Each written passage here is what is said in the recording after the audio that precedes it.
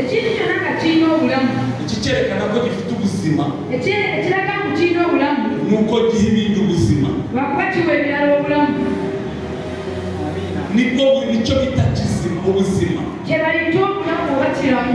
iyo umuntu ari muzima mu mwuka omuntu bw'aba mulamu mu mwoyo kimwerekana ko ari muzima ekiraga mu mulamu nuko aha abandi ubuzima lwakuba aba abalala obulamu.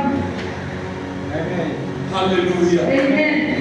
haleluya haleluya. ijambo ry'Imana niba ari rizima rero ekigambo ky'Enkumbi nga kiramu yavuze ngo rutanga ubuzima kitegeeza limuwa eby'obulamu. ikintu kizima kirabyara ekintu ekiramu kizaala. icya kabiri ekyokubiri gifite imbaraga ekigambo kya Mukama kirina amaanyi. icya gatatu ekyokusatu gifite ubwenge ekigambo kya Mukama kirina amagezi. icya kane ekyokuna birihuta rigira umuvuduko.